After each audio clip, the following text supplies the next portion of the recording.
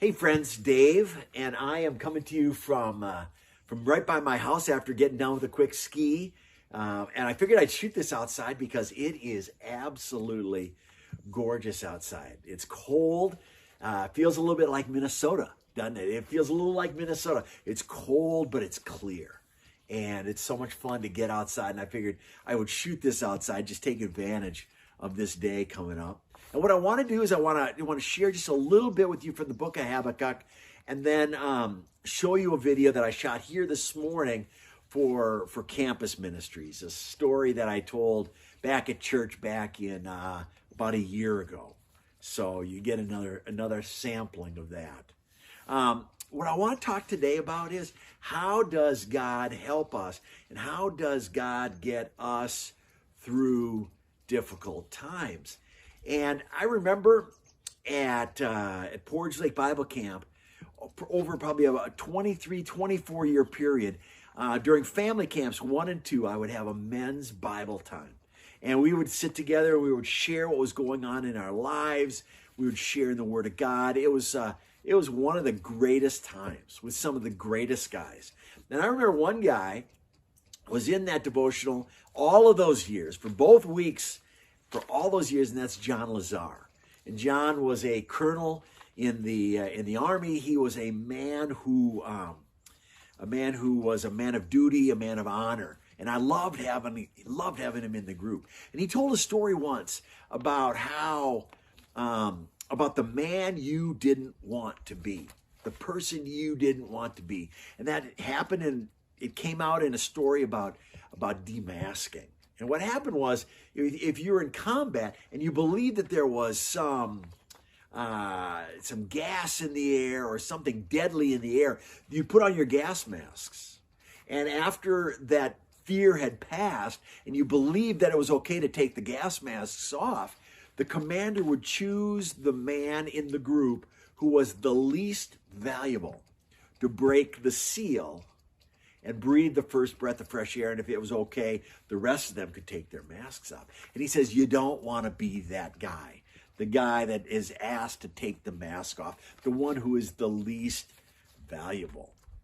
And I feel like right now, with the coronavirus going on and with all the politics and stuff, we are walking around and we are keeping our masks on, and we are looking for that person who's responsible, that person who's the least valuable. We're looking for someone to blame for the hardships and the difficulties and the things we struggle with, whether it's the governor or the president or a congressman. We're looking for someone to blame for all of the things that are going on. And we want them to be the first ones to feel the pain before we feel the pain. I think about that, and I think about the book of Habakkuk. And in Habakkuk, the prophet Habakkuk was a man who was alive in Israel, the southern kingdom of Israel, the very end of its lifetime. And they were in difficult situations, and the Assyrians were on their way out, but the Babylonians were coming in. And the Babylonians were primed to just wipe out Israel any day. And he was afraid. And he looked around his own nation, and Habakkuk said to God, why do you allow all this hardship and this difficulty? Why do you allow those things? You never hold anyone accountable. And God says, I do. And I will hold all of these people accountable. And then Habakkuk has a second question for him. He says, well, Israel's in bad shape, but it looks like the Babylonians are about to come in and take us over, and they're even worse than us. How could you possibly bless somebody worse to take over the people that are in a bad situation? I don't know if that makes any sense, but he's saying that how could you, if Israel is bad, the Babylonians are even worse, and it looks like they're the ones coming in. And God says, again, that their time will come, but their time for victory over you is coming. And Habakkuk, I would have thought at that moment, Habakkuk would have said, well, God, how can you be like this? How can I trust you? But he doesn't. What he does is he says afterwards, he says this, the sovereign Lord is my strength. He makes my feet feel like the feet of deer. He enables me to tread on the heights. He says the strength of the Lord in times of difficulty, the strength of the Lord is enough for me. The strength of the Lord is enough for me. And I think about you and I. What do we do in times of difficulty? I assume that one of the first things we do in difficult times is we adjust. We try to find a way to get through it. Whether we need to do a different tactic, whether we need to do something better, whether we need to stand taller, whatever it is, we adjust to face the difficulties that come. And we adjust to one difficulty, and guess what happens? Another difficulty. And we adjust to that difficulty, and we adjust to another difficulty. And guess what? In the end, we just can't keep up. We can't keep up with one thing after another thing after another thing, and eventually our energy is just exhausted. And Habakkuk understood that even though he has questions for God, he doesn't question God. In other words, I want to know how it works, but as God answers, he realizes that since he's God, he's never going to know how it works. And so he trusts in the God that he knows and the God that he loves. And he says, he makes my feet like deer and enables us to get to the heights. He was talking about an ibex deer that was in the desert at that time, and the feet of this deer can climb mountains and go up cliffs. It's amazing what this animal can do, these feet that can get to the top of these mountains. And what he's saying is that God comes to you, and rather than just dealing with each issue, he makes you resilient to all of the different things that come along. In other words, when I'm trying to adjust to everything, God says, I will make you capable and I will make you able to handle and to face the difficulties that are taking place around you. I think that's so encouraging, that there's no difficulty that you can face, there's no issue that can come up where God will not make you strong enough through him to face that issue. And the other thing is that God isn't just desiring to get you through issues, he's desiring to lift you to a higher place, a place of peace and a place of calm and a place of joy. That's the place I want to be. And I don't know how I'm going to face the difficulties, but I know that if I trust in God, he will prepare me. He will give me the feet of this deer that can climb mountains. He will make me ready to face difficult things that come. I trust in him. So what I want you guys to do this week is I want you to ask God for help. When you see troubles, when you see difficulties, when you're walking through your day, ask God to continually help you.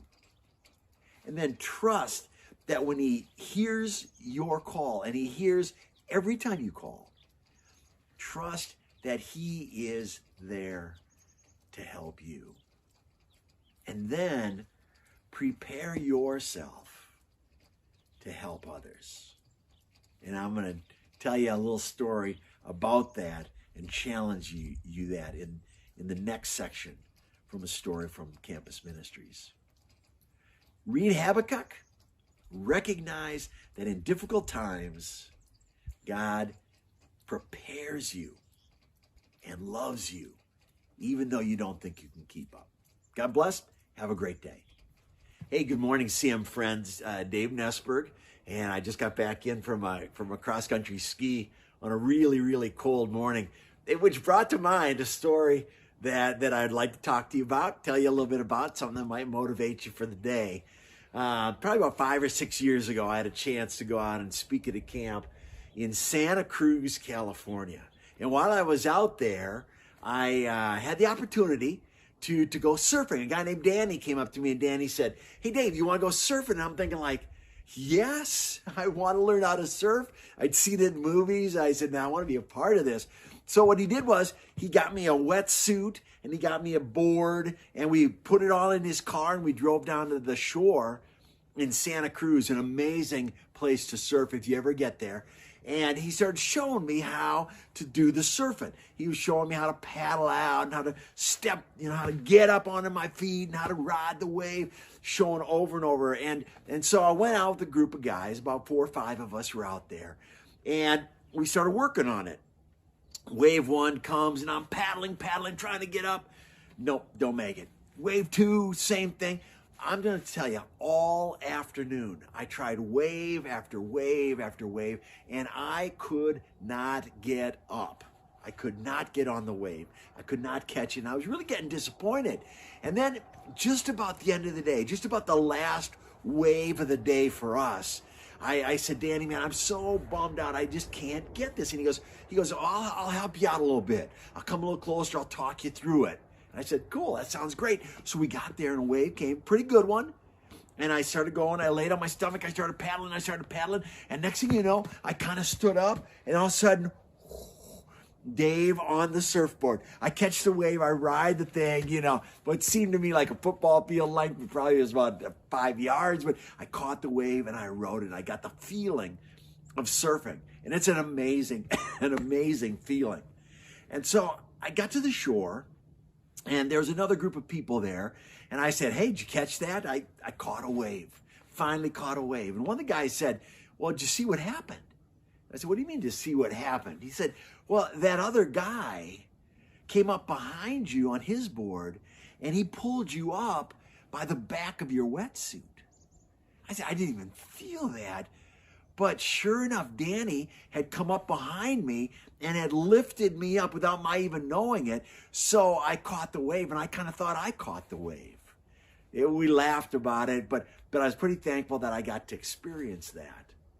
Now I want you, this is going to be a stretch in the wintertime, but I want you to imagine yourself in this world that we live in, on campus or in your house or in your neighborhoods. And I want you to imagine that there are a lot of people that are trying to catch a wave. There are a lot of people that are trying to be okay. There are a lot of people that are trying to be successful at things. And we have the opportunity to be Danny Wallen, to be this guy who can come alongside of other people and help them out. Whether it's a word, whether it's some assistance, whether it's a push out of a snowbank, whatever it is, we can help other people to catch the wave, to be successful.